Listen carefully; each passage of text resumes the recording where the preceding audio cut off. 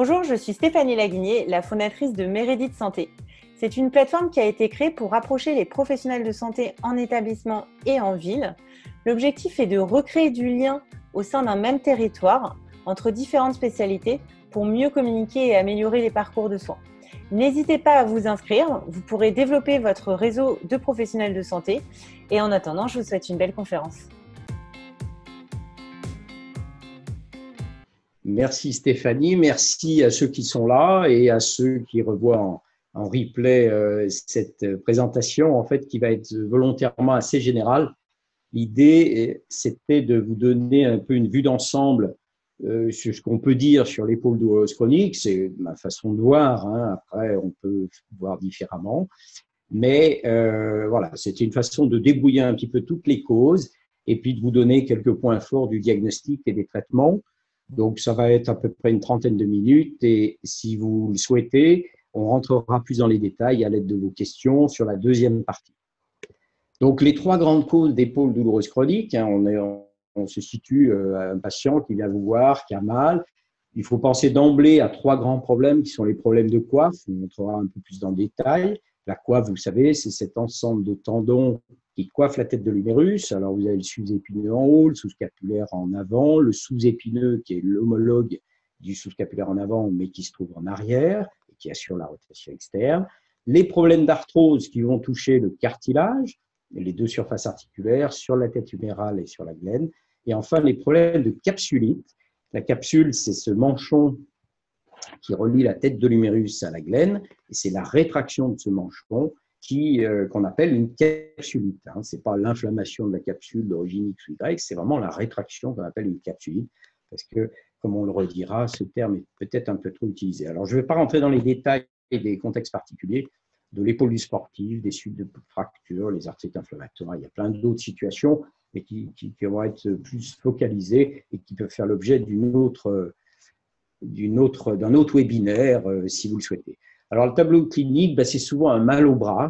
Les gens disent j'ai mal au bras, pas tellement dans l'épaule, mais c'est souvent une douleur projetée dans le bras avec une forte composante nocturne qui fait que le tableau est relativement stéréotypé. Donc, vous ne pouvez pas tellement faire de diagnostic juste sur les caractéristiques cliniques et ça ne présume malheureusement pas de la cause de cette douleur chronique. Alors, on a dit problème de coiffe, arthrose, capsulite. Dans les problèmes de coiffe, vous avez les ruptures, transfixion comme sur ce dessin, mais qui peuvent être aussi partielles, on verra tout à l'heure.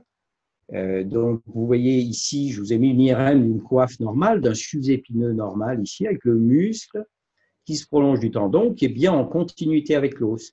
Et là, sur la droite, l'exemple d'une rupture, vous voyez que le tendon s'arrête net et est détaché. Alors, c'est ce qu'on appelle un stade 2, il est déjà un peu à distance du trochiter, il est déjà un peu rétracté. Voilà une rupture de la coiffe.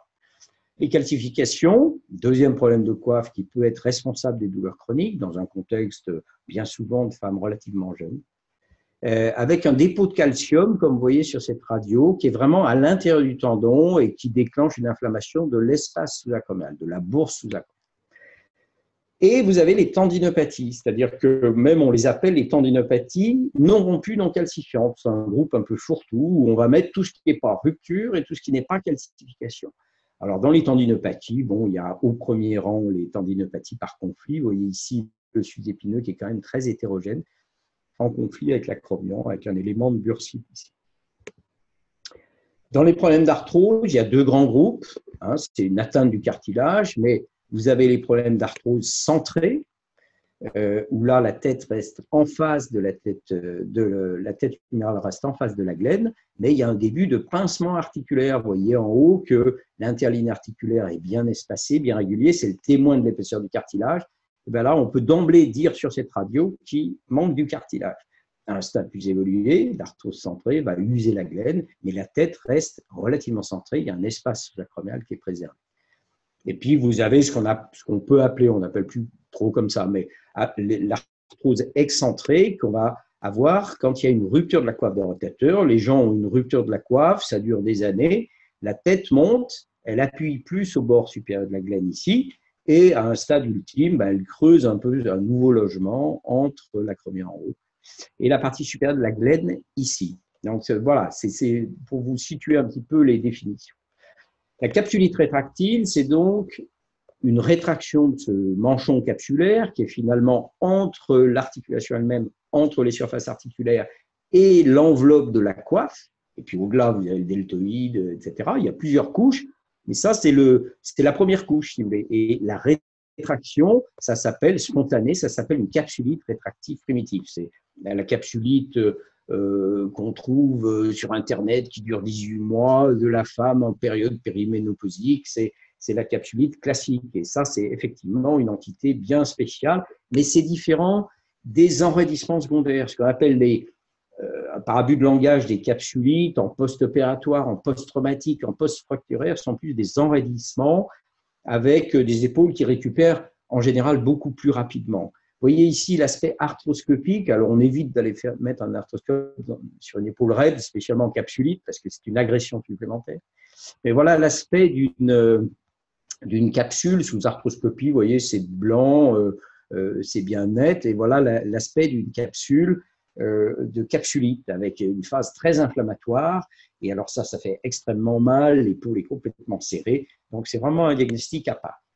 La démarche diagnostique, c'est toujours un petit peu pareil, mais elle s'appuie pour une épaule douloureuse chronique sur le contexte, l'interrogatoire, l'examen clinique et l'imagerie. Alors, le contexte, c'est évident que on ne cherche pas tout à fait les mêmes choses, évidemment, chez un jeune sportif ou chez un sujet d'âge mûr ou un sujet âgé. Chez le sportif, on va plutôt évoquer une tendinopathie de surmenage ou une tendinopathie par conflit un peu spécifique des sports d'armée ou une instabilité à forme de douloureuse pure. Donc, ça pourra faire l'objet d'une présentation un peu à part parce que ça s'éloigne du cadre d'aujourd'hui. C'est surtout le sujet d'âge mûr avec tous ces problèmes de coiffe, du sujet de la cinquantaine ou des professions à risque, les bras en l'air. Et puis alors, le sujet âgé, on va plus évoquer les problèmes d'usure, que ce soit l'usure de la coiffe, donc les formes dégénératives qui courent sur plusieurs années, ou l'usure du cartilage, les problèmes d'arthrose. L'interrogatoire, l'ancienneté des douleurs, parce qu'il est évident qu'on ne va pas avoir les mêmes propositions thérapeutiques si c'est une douleur qui date d'il y a 3 mois ou si ça fait 3 ans que ça dure, qu'on a essayé des tas de traitements. Le mode de début peut être un bon élément, savoir si c'est progressif, si c'est micro-traumatique dans un cadre professionnel, dans un cadre sportif ou tout simplement dans le jardin. La période de l'automne, la période du printemps, il y a souvent un petit surmenage au jardin qui explique des décompensations. Et puis alors traumatique, parce qu'évidemment, à la suite d'un traumatisme, une impotence, on va aller chercher une rupture de coiffe qui génère ensuite une douleur chronique. Mode évolutif, ça peut être intéressant. Puis la localisation de la douleur, je vous ai parlé de la localisation ici dans le bras, des problèmes notamment de coiffe, mais les problèmes d'arthrose, c'est pareil. Si c'est une douleur plutôt à la face postérieure ou du trapèze, il faudra se méfier d'une intrication avec un problème cervical. Une douleur de la face supérieure, ça va faire penser à une pathologie plutôt acromioclaviculaire. Donc, la localisation de la douleur, ça peut être intéressant de demander au patient à quel endroit il a mal, mais la plupart du temps, ça va être dans le bras. L'examen clinique, c'est absolument indispensable parce que l'épaule a une fâcheuse tendance à s'enraidir après la moindre agression, que ce soit une simple contusion ou quoi d'autre, et c'est important de savoir si cette épaule a gardé ses amplitudes ou pas. Donc, ça doit toujours commencer par la recherche des amplitudes et on a l'habitude de rechercher ça. Une épaule, elle se définit par ces 3 secteurs. Élévation antérieure passive, alors idéalement rechercher couché, mais vous pouvez simplement demander au patient en passif de soulever son bras douloureux avec l'autre et de vérifier qu'il monte aussi bien. La rotation externe, donc il y a ce mouvement comme ça du prêche là, comme ça, rotation externe coup de corps, en sachant qu'il peut tricher. On peut avoir sur une épaule raide, on peut croire qu'elle est symétrique alors qu'elle ne l'est pas, mais si vous avez le patient en face, bien face à vous, vous pouvez regarder ça. C'est souvent d'ailleurs beaucoup moins douloureux que d'aller chercher l'élévation passive, et c'est un bon moyen de détecter une capsulite ou pas de capsulite. C'est-à-dire que si la rotation externe est symétrique, ça n'est pas une capsulite. Rotation interne, c'est pareil. Souvent, les gens, quand ils ont mal à l'épaule, ils n'arrivent pas à passer la main dans le dos. Donc, une limitation de la rotation interne isolée ne va pas définir la capsulite. Mais par contre, s'il y a une raideur dans ces 3 secteurs, tout le reste de l'examen clinique n'est pas très fiable parce que l'épaule est de toute façon enraidie, tous les tests de force, les tests de conflit, tout ce que vous voulez, ce n'est pas très fiable.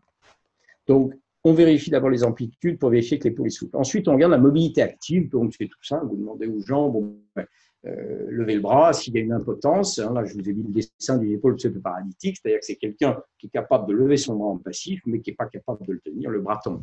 Le signe du clairon, hein, la mobilité active, si vous voyez quelqu'un qui rentre en disant j'ai mal à l'épaule et puis qui chaque fois qu'il essaye de se mettre en rotation externe va lever son coude, ce qu'on appelle le signe du clairon, c'est déjà une atteinte importante des rotateurs externes. En général, mécanique due à une rupture du tendon, ça peut être le nerf subscapulaire, mais plus généralement, c'est une rupture sous-épineux qui décompense. Les tests de force, justement, sur une épaule douloureuse chronique, bon, les gens n'arrivent pas tous avec une épaule pseudo-paralytique, impotente, avec un clairon. La plupart du temps, ils ont une force, ils ont une mobilité active normale et il faut tester les différents tendons. Alors, le sus-épineux ici a son test un peu spécifique, qui est la manœuvre de Job, hein, les bras écartés, les pouces, je ne rentre pas trop dans les détails. Le sous-épineux en arrière et le petit rond, on va les tester avec les tests de rotation externe contre résistance, soit coup de corps, ce qu'on appelle en RE1, soit en RE2, c'est la manœuvre de Pack. Ça permet de tester la force en rotation externe. Et vous avez le test du sous-scapulaire. Alors on a beaucoup parlé du lift-off test, qui est la main dans le dos, mais comme je vous l'ai dit, la main dans le dos, c'est déjà douloureux, donc pour faire décoller, c'est compliqué. Donc le press belly test, ça consiste à mettre sa main entre le ventre et la main du sujet et demander d'appuyer sur le ventre. Et c'est un bon test pour tester la force du sous-scapulaire. Les points douloureux, c'est moins précis que sur un genou, par exemple. Un genou, on va chercher un point douloureux méniscal, etc. Sur une épaule, c'est plus difficile, ça a moins de valeur parce que les gens ont souvent mal un peu partout, excepté pour l'acromioclaviculaire, ça c'est quand même bien, enfin, c'est facile à palper. Si vous avez un point exquis là et que le patient le reconnaît, il y a de fortes chances que ce soit une pathologie acromioclaviculaire. S'il y a une douleur du trapèze, méfiez-vous d'une intrication avec le cou. Hein, il y a souvent la double pathologie, mais il y a parfois des névralgies cervico-brachiales isolées. Et les gens viennent quand même pour une douleur d'épaule, voilà, en disant je comprends pas, j'ai mal derrière, j'ai un peu des fourmis. Donc après, ça va être du diagnostic différentiel. Alors les autres tests, bon, je ne vais pas rentrer, je peux pas, il y a trop de tests sur l'épaule. Et puis en plus, je préfère vous donner les grandes lignes. Et puis ce problème des amplitudes, c'est capital parce que sur une épaule raide, le diagnostic il est quasiment fait. Si c'est raide dans les trois secteurs, c'est une capsulite et tout le reste aura beaucoup moins de valeur. Les tests de conflit qui avaient été beaucoup décrits, le NIR, le Hawkins, le Hucum, tous ces tests comportent une rotation interne. Hein, le NIR, c'est comme ça, le Hawkins, c'est comme ça, le Hucum, c'est comme ça. Et en fait, tous ces tests sont douloureux, quelle que soit l'étiologie. Donc, ce n'est pas spécifique du conflit. Imagerie minimum. La radio, c'est absolument indispensable. On voit trop de patients qui arrivent avec une IRM ou qui arrivent avec une écho sans avoir eu de radio. C'est capital parce qu'on peut faire plein de diagnostics. Alors voilà une radio normale, mais vous pouvez faire un diagnostic de calcification, donc ce dépôt de calcium dans les tendons. Vous pouvez avoir une idée de la forme de l'acromion, l'acromion crochu, l'acromion agressif. C'est quand même une des principales causes des problèmes de coiffe. Et c'est important, si vous avez un acromion crochu sur une épaule douloureuse chronique, il y a de fortes chances que la coiffe soit déjà un petit peu abîmée. Bon, après, ça nécessite une imagerie complémentaire, mais c'est important de savoir. D'autant s'il y a une réaction en miroir sur le prochitaire. Vous avez des géodes ici, une reconstruction osseuse. Donc là, ce patient, il y a 9 chances sur 10 pour que le sus-épineux soit quand même pas en très bon état. Sur une radio, vous voyez une arthrose centrale ou une ascension de la tête. Donc, cet espace sous-acromial, ici, sur la radio de gauche, là, c'est très important de savoir. On estime que sur une rotation neutre, un cliché de face en rotation neutre, à une échelle de 100%, si c'est moins de 7 mm, c'est déjà une rupture importante, voire irréparable de la coiffe. J'exagère, mais enfin, cet espace, c'est important. Là, on peut être sûr qu'il y a une rupture au moins sus-épineux, sous-épineux, donc une rupture importante de la coiffe, parce que l'espace est pincé. L'échographie, c'est sûr qu'il y a eu beaucoup de progrès en 25 ans, mais même dans les meilleures mains, ça ne vaudra pas une IRM. Donc, la spécificité, la fiabilité, spécificité sur les petites lésions, c'est parfois un petit peu difficile. En tout cas, pas seul. pas une échographie seule. Radio-écho, oui, parce que ça donnera l'idée de savoir si la coiffe est normale ou si… Il y a une… Souvent, d'ailleurs, les phrases des radiologues sont quand même avec beaucoup de réserve. Elle dit « je me demande s'il n'y a pas ceci, cela ». Et ce serait bien de faire une IRM. Souvent, ça se conclut par une imagerie complémentaire. Donc, l'écho, c'est bien, mais voilà, avec quelques réserves. Et ça, dans les meilleures mains. Hein, à la clinique, les radiologues en font à longueur d'année, ils sont excellents, mais ils reconnaissent eux-mêmes qu'il y a pas mal de faux positifs, faux négatifs. Bon, voilà. Et à ce stade, examen clinique radio, vous avez déjà fait pas mal de diagnostics. Diagnostic de capsulite avec l'enraidissement dans les 3 secteurs. Si vous avez une radio en plus qui est normale, bon, dans les capsulites, il y a parfois une petite ostéoporose pommelée, mais si vous avez un enraidissement des 3 secteurs avec une radio à peu près normale, c'est que c'est une capsulite rétractile. Alors, il faut déterminer la cause, etc. Diagnostic de calcification, ben ça, vous l'avez vu à la radio. Calcification homogène, le diagnostic est fait. Diagnostic d'arthrose aussi. Et là, il n'y a rien qui presse. Rupture de coiffe évidente, ben, là aussi, le diagnostic est fait. C'est important d'avoir un diagnostic avant d'entamer l'étape thérapeutique. Si c'est une capsule rétractile, pas d'imagerie complémentaire. Un objectif, c'est de récupérer les amplitudes. Alors, bon, il y a plein de protocoles. On avait fait pas mal d'études multicentriques pour comparer les protocoles dans différentes villes, différents pays, etc. Il y a un facteur qui est ressorti, c'est l'implication des patients dans leur protocole. Et c'est vrai que sur de nombreuses années de pratique, après avoir essayé des tas de protocoles, c'est vrai que ce protocole d'auto-passif, c'est quand même ce qui marche le mieux avec des séances de 2-3 minutes, 3 à 5 fois par jour, bon, au rythme du patient. L'idée, c'est de faire simple, et c'est pour ça que j'ai marqué ça en bas de cette vie. Plus c'est simple, plus c'est efficace. Il faut que les gens puissent s'approprier le protocole, impliquer, faire leur mouvement. Alors, j'aime bien le faire coucher, parce que le poids du bras entraîne le poids du bras entraîne, sous l'effet de la pesanteur, va vers le gain des amplitudes. Et une fois que vous avez rassuré le patient sur le fait qu'il ne va rien casser dans l'épaule, il faut qu'il étire, il étire, il étire. Alors, ça dure des mois, mais quand même, le fait de faire ce protocole d'autopassif régulièrement, tous les jours, avec un patient impliqué qui met des points de repère, etc. Alors, j'avais fait cette fiche justement pour qu'ils aient un support. L'idéal, c'est d'avoir une supervision par un kiné, massage, physiothérapie pour lutter contre la douleur, discuter, encourager, mais c'est quelque chose de long qui ne peut être, à mon avis, pris en charge que par le patient lui-même, et on peut l'aider, mais c'est lui qui est au centre. Donc, il y a 4 piliers, c'est les étirements, le repos, c'est-à-dire qu'une épaule raide, il faut la mettre au repos, parce que tout surmenage va être une agression supplémentaire, et la capsule s'enflamme encore plus et se rétracte encore plus. Et puis, si nécessaire, on fait une infiltration intra-articulaire, donc gléno-humérale, sous scopie, parce que la coque est serrée, et sans scopie, c'est vraiment très hasardeux. Alors voilà une capsule de capsulite très serrée, bien ronde, là, c'est une petite poche par rapport à une arthrographie normale avec un cul-de-sac axillaire.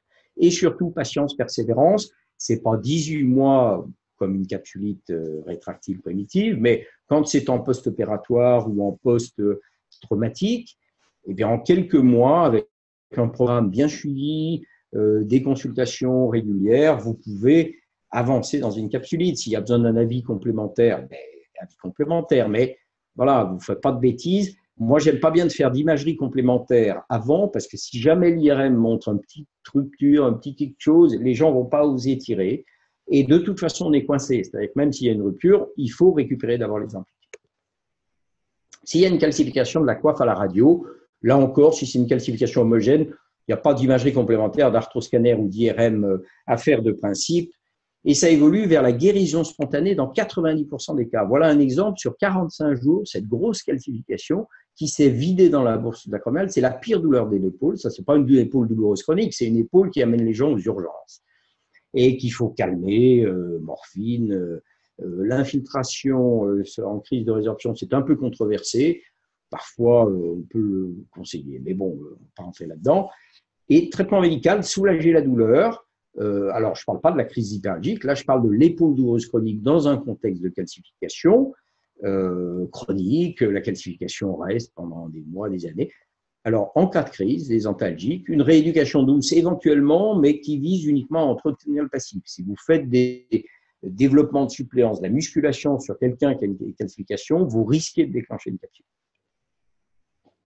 Infiltration sous-acromiale, donc là, ce n'est pas en intra-articulaire. Là, on va faire une infiltration dans l'espace sous-acromial qui est enflammé par la calcification, mais vraiment sous scopie mieux que sous échographie. Je suis désolé pour les radiologues, il n'y en a peut-être pas aujourd'hui, mais je sais que ça les froisse parce que, je disais bien, ça a été validé par la Société de radiographie, sauf que sous écho, on n'a pas ce document. C'est-à-dire que là, sous radio, sous arthrographie, si on veut, eh bien, sous radio, on voit la diffusion du produit de contraste. Et ça, ce patient, il avait eu cette infiltration-là sous scopie, mais bon, ça n'avait pas été injecté tout à fait dans la bourse, c'était parti un peu dans le muscle, aucune efficacité. On a refait une infiltration comme ça, et là, ça l'a soulagé. Donc, c'est vraiment important que ça diffuse dans la bourse sous-acromiale. On se donne 1 à 3, après, on ne s'acharne pas. Onde de choc, ponction lavage aspiration. On manque de résultats vraiment précis, c'est-à-dire qu'on a l'impression que ça marche dans certains cas, mais il y a quelqu'un qui a très mal, les ondes de choc, c'est souvent douloureux. La ponction lavage aspiration, il y a vraiment des indications très… Alors ça serait une bonne indication. Bon, il se trouve que la personne a guéri toute seule, il n'y a pas besoin de ponction lavage aspiration. Quand il y a une grosse calcification, que les gens commencent à consulter, c'est qu'on est bien souvent en pré-crise. Hein, la douleur augmente et c'est souvent le signe qu'il peut y avoir une guérison spontanée. Et alors, si échec donc, de tout ça, eh bien, on peut proposer, alors on met 1 fois sur 10, une exérèse sous arthroscopie. Alors là, sous arthroscopie, on va inciser le tendon dans le sens des fibres, vous voyez, avec un aspect un peu en tempête de neige. C'est véritablement une espèce de craie dans le tendon. Parfois, ça ressemble un peu à une pâte dentifrice. Mais voilà. Donc ça, de temps en temps, ça rend service quand les gens ont eu tous les traitements possibles et qu'ils ont toujours mal. Ils en ont marre, ils disent est-ce qu'on peut faire quelque chose? Alors, on peut le faire, mais attention aux suites parce qu'il y a quand même pas mal de capsulites. C'est souvent des femmes jeunes, actives. Donc, il faut protéger le bras pendant environ 6 semaines, alors toujours avec l'autopassif immédiat, hein, mais éviter les faux mouvements et puis 6 semaines supplémentaires pour la vie quotidienne. Alors, si c'est une arthrose sur les radios, pas d'imagerie complémentaire parce que ça, c'est plutôt au moment où il faudra intervenir, au moment de la prothèse, éventuellement plusieurs années après. Et donc là, il faut soulager les crises, mais si c'est un diagnostic d'arthrose, il n'y a pas forcément besoin de se jeter sur un arthroscanner ou une IRM. Et donc, l'objectif, c'est de soulager pour retarder au maximum le moment d'une prothèse avec, là, toujours les mêmes règles, hein, les antalgiques, l'entretien du passif sans forcer sur les amplitudes, parce que là, vous forcez sur une mécanique qui est bloquée, et là, vous allez augmenter les douleurs. Là aussi, infiltration sous scopie pour aller injecter en général du diprostène, hein, c'est un dérivé de la cortisone qui marche bien. Ça permet, en plus de voir s'il y a une fuite de la coiffe, ça peut être intéressant de savoir ça, et si échec, prothèse anatomique dans les cas d'arthrose centrée, mais de plus en plus, on a recours aux prothèses inversées, où là, on va mettre une partie sphérique sur l'omoplate, une partie en tulipe, concave du côté huméral, quand la coiffe est abîmée. Mais avant, on mettait de préférence des prothèses anatomiques parce que les résultats étaient nettement meilleurs. Actuellement, prothèse inversée donne des résultats presque aussi bons. Voilà une dame, ça c'est prothèse inversée de ce côté-ci, 6 mois avant. Prothèse anatomique, 6 ans avant, du côté gauche. Alors, la rotation externe est moins bonne du côté de la prothèse inversée, mais vous voyez qu'elle lève son bras, elle fait la position comme ça. Et en rotation interne, comme classiquement, prothèse inversée est un peu moins bonne, mais elle était que à 6 mois. Alors, dans certains cas, quand l'épaule n'est pas encore trop enraidie, on récupère quand même une rotation interne avec une prothèse inversée. S'il y a une rupture de coiffe évidente, pas d'infiltration, sans imagerie complémentaire. Si c'est un sujet sédentaire et âgé, on ne va pas forcément décider une intervention. C'est vraiment en dernier recours. Si la personne va relativement bien avec un traitement antalgique, rééducation très douce, modération des activités critiques, eh bien, on va privilégier ce traitement-là. Si ça ne marche pas, que les gens disent moi j'ai toujours mal, on essaye une infiltration en intra-articulaire, ça passe par la rupture, donc ça infiltre les 2 compartiments. Vous voyez ici le tendon subépineux qui est détaché. on n'est pas obligé d'intervenir dans tous les cas. Si la personne est bien calmée, sans symptômes, et que ça n'interfère pas dans sa vie quotidienne, on n'est pas obligé d'intervenir. Si l'infiltration ne marche pas, que les gens restent gênés la nuit, que ça ne va pas, à ce moment-là, il faut prendre un avis spécialisé. De même que si vous faites un diagnostic de rupture de coiffe, peut-être prendre un avis spécialisé, parce qu'après, c'est une discussion au cas par cas, en fonction de critères qu'on va voir tout de suite après. Si à l'issue de l'interrogatoire et de l'examen clinique et de la radio, vous n'avez pas de diagnostic précis, c'est-à-dire que si l'épaule est souple, ce n'est pas une capsulite, il n'y a pas de calcification, il n'y a pas d'arthrose, vous avez une radio qui est correcte, l'écho ne voit pas grand-chose. À ce moment-là, vous pouvez rassurer parce qu'il y a beaucoup de tableaux de souffrance de coiffe qui ont été déclenchés par un surmenage et qui sont parfois assez longs à disparaître. Ça peut être 3 à 6 mois. Donc là, je pense que vous pouvez préconiser les règles de traitement médical, les antalgiques, d'éviter les activités critiques pour l'épaule et particulièrement pour la coiffe. C'est les activités bras en l'air, le soulèvement de charge, porter en bas, ça c'est pas trop gênant, mais soulever des charges, même une tasse de café, quelqu'un qui a un problème de coiffe, il a mal, quoi. Travaux répétitifs. Schématiquement, je dis de faire doucement, face à soi et à bonne hauteur, c'est-à-dire en dessous de la ligne des épaules. Au-delà de 3 mois, s'il y a une rupture de coiffe évidente et que la personne ne va toujours pas bien, eh bien à ce moment-là, une IRM plutôt qu'un arthroscanner pour un bilan lésionnel de la coiffe. Parce que là, ça va vous montrer les problèmes de rupture transfixiante. Là, avec des stades 1, 2 ou 3, vous pouvez très bien avoir un stade 3 chez quelqu'un qui lève les bras, qui dit « mais moi, j'ai jamais eu mal à l'épaule ». Les ruptures de coiffe qui s'installent tranquillement de façon dégénérative par usure peuvent avoir des suppléances parfaites et les gens sont toujours étonnés de dire « mais votre rupture, elle date de plusieurs années ». Voilà par exemple un stade 1, ici c'est un stade 2-3. Les ruptures partielles, alors il y a des ruptures intratendineuses, des ruptures de la face profonde, des ruptures de la face superficielle, voilà des exemples. Le tendon est en continuité, mais il y a déjà une rupture intratendineuse. Ça, c'est une rupture par conflit sous-acromial qui a détaché toute la paix du sus-épineux. Ça aussi, ce n'est pas une rupture totale. On a l'impression que le tendon est complètement détaché. En réalité, si on injecte avec un arthroscanner ici, il reste un feuillet capsulaire là. Donc, votre coiffe est encore étanche, mais c'est l'équivalent d'une rupture stade 2, parce que l'acromion qui est ici a complètement laminé toute la partie distale du sus-épineux. C'est pour ça qu'il vaut mieux une IRM qu'un arthroscanner qui, là, serait passé à côté. Et puis, les tendinopathies de coiffe. Bon, voilà une tendinopathie par conflit avec une bursite énorme ici. Là, il y a une participation acromioclaviculaire. C'est un peu le rasoir à 2 lames, avec une première lame ici qui vient comprimer, vous voyez le sus-épineux qui est obligé de faire un détour, puis une deuxième lame sous l'acromion. Là, le tendon qui est quand même bien abîmé avec une bursite sous-acromiale.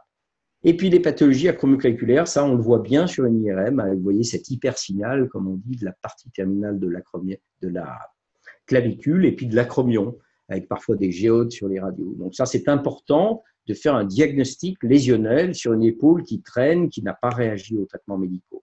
Schématiquement, c'est un peu schématique, si la rupture est transfixiante ou supérieure à 50% de l'épaisseur du tendon, c'est une lésion évolutive. Vous voyez cet exemple entre 2003 et 2007 d'une rupture qui était partielle, on va dire. Il y avait encore le faisceau superficiel. Bon, voilà, alors on le laisse traîner, on fait des infiltrations, on le revoit en 2007. Et ben là, le tendon est complètement détaché, déjà en cours de rétraction. C'est à force de voir des cas comme ça qu'on est devenu plus interventionniste. C'est sûr que maintenant, là, c'est sûr qu'on va dire à la personne, il faut y aller maintenant, parce que une fois que ça sera au stade 3, ça sera trop tard. Donc, il n'y a plus de limite d'âge. On opère régulièrement des personnes plus de 70 ans pour une réparation de la coiffe s'il s'agit d'un sujet actif. Donc, on évalue le contexte, la réparabilité. Si c'est une personne sédentaire et âgée, traitement médical. La chirurgie, ça sera vraiment si on ne peut pas faire autrement, mais souvent en modérant les activités, en supprimant les activités critiques, on arrive à soulager. Si ça ne marche pas, même si la personne est sédentaire, on pourra toujours faire quelque chose sous arthroscopie.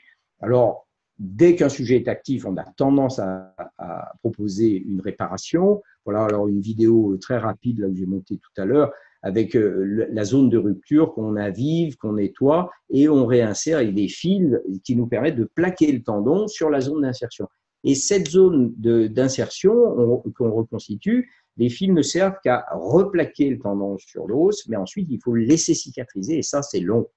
Cicatrisation du tendon, c'est 3 mois. Donc, à mon sens, c'est vrai qu'on a toujours tendance à vouloir aller plus vite, mais bon, moi, je ne change pas par rapport aux données biologiques dont on dispose, qui disent que le tendon, il met 3 mois pour cicatriser. Alors, évidemment que le plus risqué, c'est le premier mois, mais deuxième mois, il y a beaucoup de ruptures, et troisième mois, si les gens se baladent sans protection, ben, ils vont faire des mouvements automatiques qui vont les exposer à davantage de risques. Et je trouve que c'est quand même dommage de se faire opérer pour ne pas optimiser les suites. Donc, c'est protéger 3 mois dans un latel. Alors, on insiste de plus en plus pour éviter ça. C'est contrairement à toutes les notices de fabricants, il ne faut pas cette position à la Napoléon, là, comme ça. Il faut que le bras reste sur le côté. C'est une écharpe de protection. On fait la même chose en coinçant le pouce dans un bouton ou en faisant dans la boucle de ceinture. Il faut que la main reste sur la ligne médiane. Sinon, vous allez déclencher davantage de capsulite.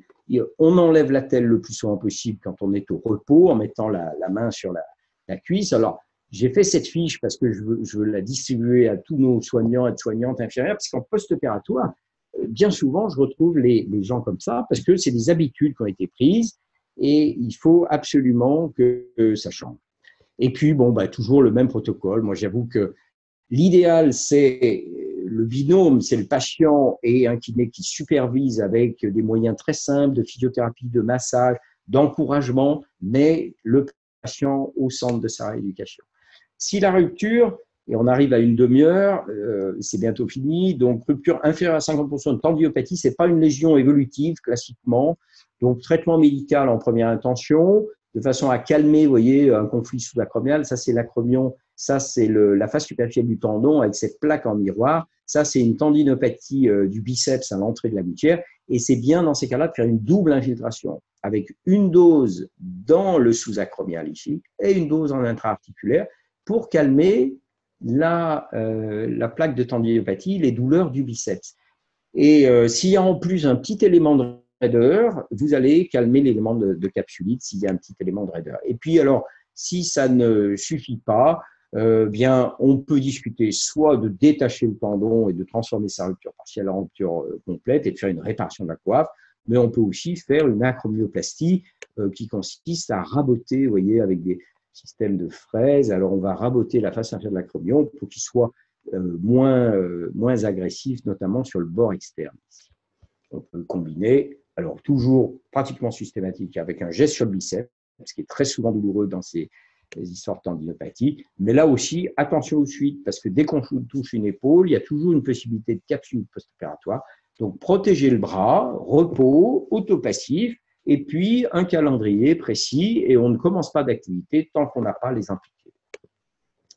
Donc, en conclusion, surtout, faire un diagnostic, ne pas trop vite conclure une capsulite ou une tendinite, un examen clinique, des radios. Déjà, là, vous aurez 60-70% des diagnostics qui sont faits. Certaines pathologies peuvent être traitées sans recours aux spécialistes, avec cet arsenal de traitement médical, une rééducation douce, des petits conseils d'auto-passif, des choses comme ça. Et puis bon, s'il n'y a pas de diagnostic clair, faire une IRM, parce que bien souvent, on va dépister un problème de coiffe. Et puis alors après, la stratégie thérapeutique, bah, vous l'avez vu, c'est variable suivant le contexte. On ne met pas non plus l'âge, c'est le contexte. Un sujet actif, même à 70 ans, 75 ans, il était ailleurs. Alors bon, il y a 20 ans, c'était une hérésie d'opérer quelqu'un d'une coiffe, de réparer une coiffe à 70 ans, c'était impensable. Maintenant, on le fait assez souvent et les gens sont vraiment contents.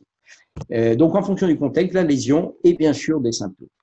Donc, je vous remercie. J'ai essayé d'être un petit peu général. J'espère que je ne vous ai pas noyé de notions et que vous partagez la plupart. Donc, c'est l'objet des questions. Donc, n'hésitez pas.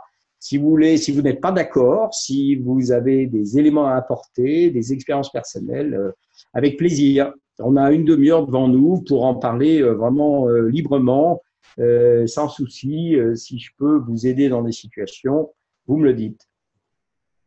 Merci beaucoup, docteur Lévigne. Est-ce que vous pouvez enlever votre partage d'écran, s'il vous plaît? Oui. Hop. Alors, la première question, est-ce que l'infiltration est systématique? Alors non, l'infiltration, elle n'est pas systématique. Tout dépend du niveau de douleur et tout dépend du diagnostic. L'infiltration, à mon sens, il ne faut plus la faire sans diagnostic. Ça veut dire que si vous avez un diagnostic clinique de capsulite, eh bien à ce moment-là, ça vaut le coup de faire une infiltration en intra-articulaire, parce que c'est un problème intra-articulaire. Si vous avez un diagnostic de calcification de la coiffe, ben, il n'y a pas besoin de faire une IRM, vous faites une infiltration dans l'espace sous-acromial. Si vous avez un diagnostic de rupture évidente, vous faites une double infiltration pour infiltrer les deux compartiments qui sont impliqués, le compartiment intra-articulaire et le compartiment sous-acromial. Voilà, mais c'est vrai que ça a été fait pendant des dizaines d'années, mais actuellement, on recommande de faire une imagerie avant de faire une infiltration et de faire cette infiltration de préférence plus au cabinet. Moi, j'en ai fait beaucoup pendant 15 ans, mais il y a longtemps. Et je me suis aperçu que même en connaissant très bien les épaules, ben, c'était pas toujours facile d'être sûr d'être dans la bourse sous-acromiale ou en intra-articulaire. Donc attention à les infiltrations sans scopie, sans radioscopie. Oui. La conduite à tenir diffère-t-elle en cas de rupture partielle de coiffe d'origine traumatique ou dégénérative? Alors, bien sûr, c'est pour ça que c'est important de voir les patients, de savoir depuis combien de temps ils ont mal. Bon, une rupture partielle d'origine traumatique, si c'est vraiment partiel, inférieur à 50%, c'est pas chirurgical. Il faut laisser la chance au patient de se remettre. La lésion, elle ne va pas cicatriser, mais si c'est une personne de même 55 ans, on n'est pas obligé d'intervenir de principe. Si c'est une petite rupture, souvent les ruptures traumatiques, c'est des ruptures de la face profonde et elles peuvent être longtemps bien supportées. Donc, ça vaut le coup de temporiser un peu, puis de revoir les gens après. Si on a une imagerie, OK pour l'infiltration. Et à ce moment-là, si c'est face profonde, il faut faire en intra-articulaire. Mais moi, je fais volontiers, dès qu'il y a un problème de coiffe, une double. Intra-articulaire et sous-acromial. Y a-t-il un risque de rupture tendineuse pour une infiltration dans le cadre d'une tendinopathie? Oui, si ce n'est pas fait sous radioscopie, parce que si vous infiltrez dans le tendon, c'est sûr que vous allez abîmer le tendon. Vous n'allez peut-être pas le rompre au premier coup, mais ça, c'est pas bon. C'est toute l'ambiguïté de l'effet nocif des infiltrations vient de là. C'est qu'il y a eu beaucoup d'infiltrations faites à l'aveugle et qui, effectivement, étaient suivies de rupture, parce que si on infiltre dans le tendon, on sait que c'est pas bon pour les fibres tendineuses. Dans une épicondylite, c'est pas pareil, parce qu'on cherche à désinsérer le tendon. Donc ça, on fait l'infiltration dans le tendon. Mais pour les problèmes d'épaule, il faut absolument qu'on détermine si c'est en intra-articulaire, en sous-acromial et le vérifier sous scopie. Si c'est fait dans un espace, sous-acromial ou en intra-articulaire, ça n'est pas mauvais pour le tendon. Le principe, c'est de ne pas s'acharner, c'est-à-dire qu'on dit 1 à 3. Si la première n'a aucune efficacité, moi j'ai du mal à en proposer une deuxième. Si elle est très efficace, ben, il n'y a pas besoin d'une deuxième. Et si elle est partiellement efficace, eh bien, on peut faire une deuxième, voire une troisième. Mais après, si c'est 3 ans après, ben, vous pouvez faire une quatrième. Mais dans la même séquence thérapeutique, au-delà de 3, on s'acharne pas. Y a-t-il encore une place pour les infiltrations non radioguidées, à votre avis? Sur les tendinites du supraépineux, peut-être? Moi, je pense que c'est risqué. C'est risqué, c'est juste un problème de repère. L'acromion, il n'a pas la même pente chez tout le monde. Et moi, je me souviens que de temps en temps, j'avais beau passer ma vie dans les épaules, et ben, j'avais du mal à être sûr que j'étais bien dans l'espace sous-acromial. Je suis d'accord que les infiltrations au cabinet par un praticien qui a l'habitude, il y en a beaucoup qui sont efficaces, mais bon, voilà. Alors, s'il y a une grosse bursite, l'épaule gonflée, bon là, vous êtes sûr d'être dedans, mais ce sont des espaces qui sont virtuels, qui sont très minces. Donc, si jamais vous infiltrez dans le muscle, ça n'aura pas d'efficacité. Si vous infiltrez dans le tendon, vous allez être délétère. Bon, voilà. Et puis, une infiltration en intra-articulaire. Alors, beaucoup de rhumatos les font par voie postérieure. Donc là, on peut être un peu plus sûr d'être dedans, mais ce n'est pas évident. Hein. C'est que l'anatomie de l'épaule, c'est serré quand même. Voilà. La notion de calcification molle ou dure guidant le traitement onde de choc ou PAL a-t-elle un sens? Oui, je pense. Alors, je ne suis pas certain qui ait un arbre décisionnel très clair là-dessus. Bon, une calcification molle-dure, bon, ben c'est vrai que l'échographie permet de savoir la consistance. Je pense que c'est en voie d'éclaircissement, ça, parce qu'effectivement, ça pourrait guider un petit peu les modes thérapeutiques, mais je ne peux pas répondre très précisément parce que je manque de notions sur la fiabilité de ça et sur les implications thérapeutiques. Je ne suis pas sûr que ça change grand-chose. Mais bon, ça je ne veux pas trop m'avancer là-dessus. À quel moment faire un IRM? Au moment où on patauge. Quand on n'a pas de diagnostic, en fait, on fait une IRM. Schématiquement, j'ai essayé, parce que ça m'a poussé à réfléchir sur ce que je fais au quotidien, et je fais une IRM quand finalement le patient est demandeur d'une solution. Le chèque du traitement médical, la radio n'a rien montré. Excusez-moi, on a eu un tout petit problème de son. Si vous pouvez D'accord. Alors, je dis, la démarche, c'est que si le traitement médical n'a pas marché, que les gens ont toujours mal au bout de 3 mois, que ça ne s'améliore pas, eh bien à ce moment-là, ça vaut le coup de faire une IRM, ne serait-ce pour vous d'avoir un diagnostic et pour le patient de savoir ce qu'on lui dit. À partir du moment où vous aurez une IRM, vous aurez les coups des franges pour faire une infiltration, qui sera le stade d'après. Donc voilà, je dirais, faites une infiltration. Si au bout de 3 mois, les gens ont toujours aussi mal, alors ça peut être 2 mois, ça dépend de l'intensité de la douleur, mais échec du traitement médical et pas de diagnostic très clair. À ce moment-là, IRM. Avez-vous des informations sur l'apport de la cryothérapie? 150 degrés en local en parallèle d'un traitement passif MK adapté dans le cadre des capsulites. Je pense que dans le cas d'une capsulite, ça peut être intéressant parce qu'il y a vraiment un phénomène inflammatoire. Si vous voulez, la cryothérapie, j'invente rien de tout temps. Le froid, c'est bien en aigu. Alors, c'est bien en post-chirurgical immédiat pendant 48 heures. C'est bien en post-traumatique immédiat pendant 48 heures. Au-delà, la réaction inflammatoire est nécessaire pour la cicatrisation, que ce soit chirurgicale ou post-traumatique, exception de la capsulite. Et l'auditeur a raison. Ça peut être intéressant la cryothérapie, à mon sens, dans la capsulite ou dans les situations aiguës, post-traumatiques ou post-chirurgicales. Après, la cryothérapie, bon, par définition, ça crée une vasoconstriction.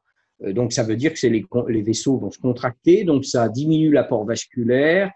Et ça, bon, d'une façon générale, c'est pas très bon. Alors, en ce moment, il y a une grosse vague de cryothérapie. À la clinique, là, on essaye, ça marche très bien sur les dos, mais c'est des situations post-chirurgicales. Donc, cryothérapie, mais incontestablement, il y a des gens… Alors, moi, je laisse le choix aux patients. C'est-à-dire qu'une douleur chronique, c'est à 80-85%, je dirais, à la louche, soulagé par le chaud.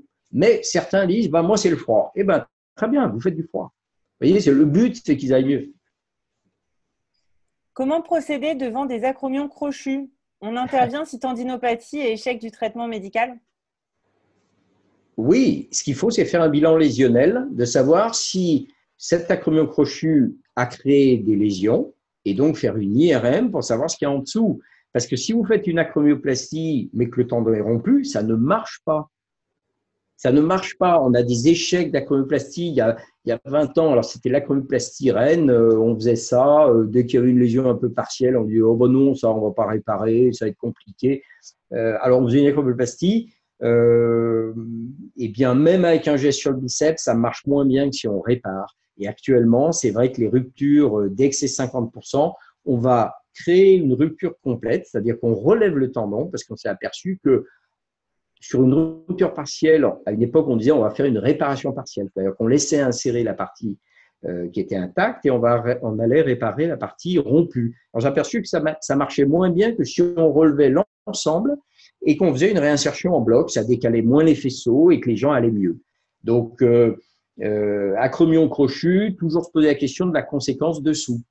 C'est-à-dire, est-ce qu'il y a une lésion du fuseau épineux en dessous ou une tendinopathie du biceps? Parce qu'à travers la coiffe, le biceps, il est souvent rouge vif.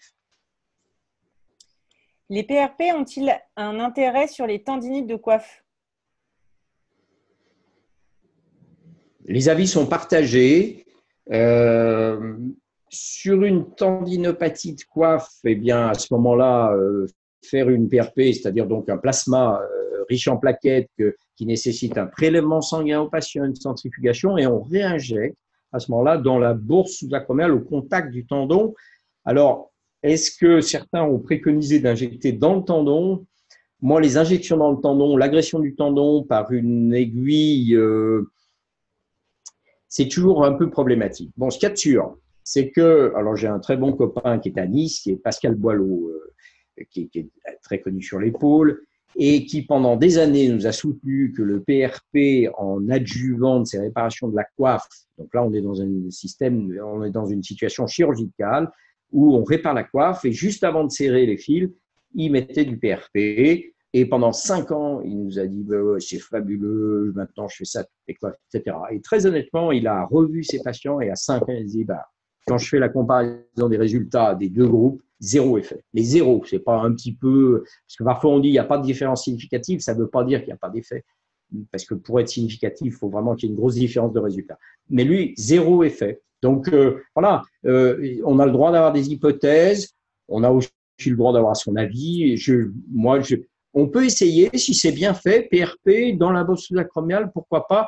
Je ne sais pas ce qui est préconisé, si le PRP doit être fait dans le tendon, mais ça, si j'avais ça, je ne ferais pas faire ça. Voilà. Bon.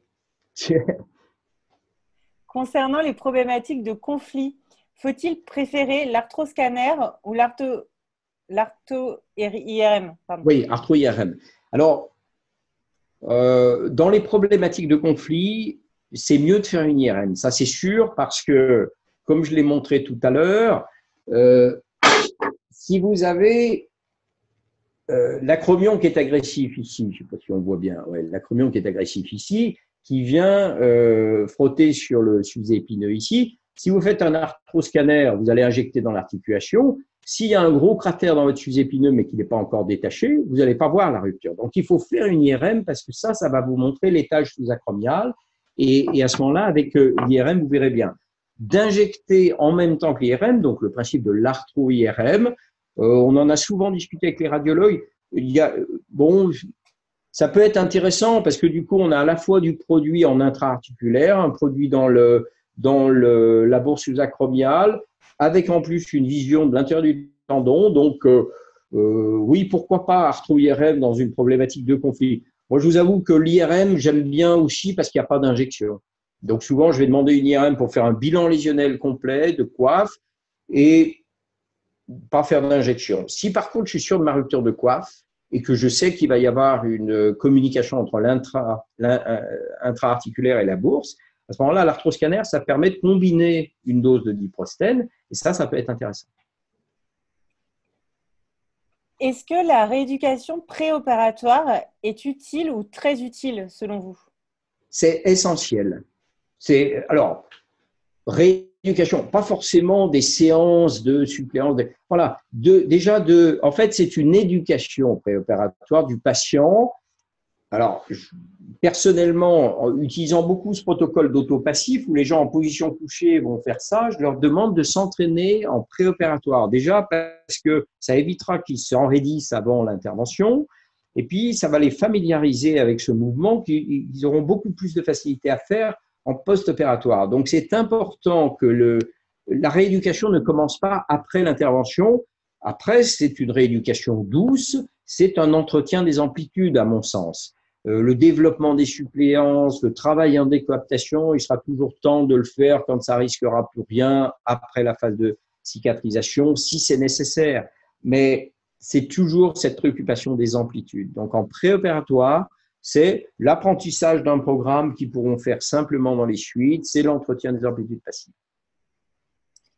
Dans la capsulite, quel est l'intérêt de la kiné en piscine? Dans tous les problèmes d'épaule, c'est incontestable que l'effet thermique de l'eau, avec une eau théoriquement à 35, mais c'est très difficile de garder une eau à 35, mais en balnéothérapie chaude, c'est un élément qui est très propice à l'entretien des amplitudes, à la récupération. Après, je ne suis plus un maniaque de la balnéothérapie. Je trouve que la mise en œuvre de la balnéo, c'est extrêmement fatigant pour les gens. Alors, je ne vous explique pas en post-opératoire. d'aller, de revenir, de s'habiller, se déshabiller, le maillot de bain, les cheveux, les gens qui glissent, les gens qui se font mal en rentrant dans l'eau, les gens qui se font mal en sortant de l'eau. Donc, du coup, je suis loin d'en donner en systématique, j'en donne plus jamais en systématique, et c'est un complément qui va intervenir finalement chez quelqu'un qui a fini sa période de cicatrisation, parce que je trouve que c'est trop risqué en période de cicatrisation. J'ai eu trop d'accidents. Pendant 20 ans, j'ai fait de la balnéo systématique à tous les patients. Je les ai envoyés en centre avec la balnéo matin et soir, etc. Je pense qu'on allait trop vite et qu'on avait un taux de rupture qui était trop important. Et je suis revenu en arrière un peu, je suis allé plus doucement et je trouve que les gens vont bien mieux. Alors c'est vrai, on s'est peut-être amélioré techniquement, les techniques se sont simplifiées, mais dans mon expérience, la plus grosse satisfaction, ça a été ce changement de mode de rééducation avec une rééducation beaucoup plus simple que les gens ont fait eux-mêmes, en position couchée, avec un seul mouvement, à raison de 2-3 minutes, plusieurs fois par jour. Alors, c'est devenu un leitmotiv, c'est une marotte, mais qu'est-ce que ça m'a changé la vie? Les autopostures en décubitus dorsal, entre parenthèses capsulite, ne créent-elles pas un conflit sous-acromial? Ne vaut-il pas mieux une rééducation passive avec mobilisation spécifique et travail précis du kiné en passif pur et auto-rééducation dans les amplitudes récupérées? Je crois que c'est la suite de votre réponse. Redites-moi le début de la question, le travail en posture. Les autopostures en décubitus dorsal. Alors, capsulite. Non, ça ne crée pas de conflit sous-acromial. Je veux dire, la capsule va serrer l'épaule. Le but, c'est d'étirer. Donc, si vous imaginez la coque capsulaire comme ça, à la limite, ça va dégager le sujet épineux de son acromion. Donc, on n'est plus dans un problème de conflit. Quand on fait ce mouvement-là, si vous voulez, l'idée, c'est d'étirer la capsule dans sa globalité. Moi, je préfère la position couchée parce qu'au moins, les gens vont avoir moins de compensation avec le dos qu'en position assise. Le poids du bras les aide à descendre.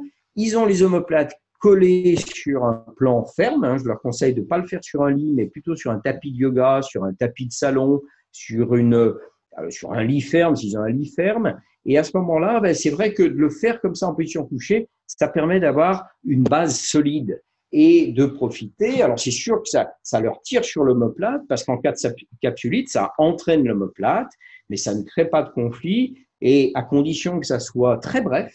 C'est 5 mouvements comme ça, mais je leur demande de tirer. Alors maintenant, je leur demande assez souvent de soulever le bassin en appui, donc ils ont les genoux pliés, ils soulèvent le bassin pour tricher, aller chercher plus loin et après ils reposent le bassin en tenant le bras une demi-seconde et ils reviennent. Mais ça, on peut le faire 3 fois, 4 fois, donc ce ne sont pas des postures, ce sont des allers-retours, c'est-à-dire que là, on reste 1 seconde et on revient.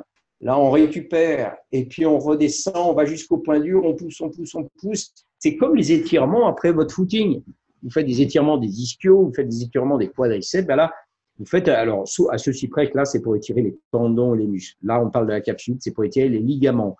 Mais j'ai rien trouvé de mieux, en tout cas, et je trouve que les suites sont meilleures. Et puis, c'est quand même quelque chose qui est sorti, c'est pas seulement dans ma petite tête, c'est dans les études multicentriques, on voit bien que l'implication du patient est très importante. Le kiné a un rôle fondamental pour l'entourer, pour le superviser, mais il faut que le patient soit impliqué. Je me souviens de ces gens qui tournaient pendant des années de médecin en médecin et qui pataugeaient pendant des centaines de séances en balnéo sans progresser. Donc, il faut absolument que le patient connaisse la marche à suivre.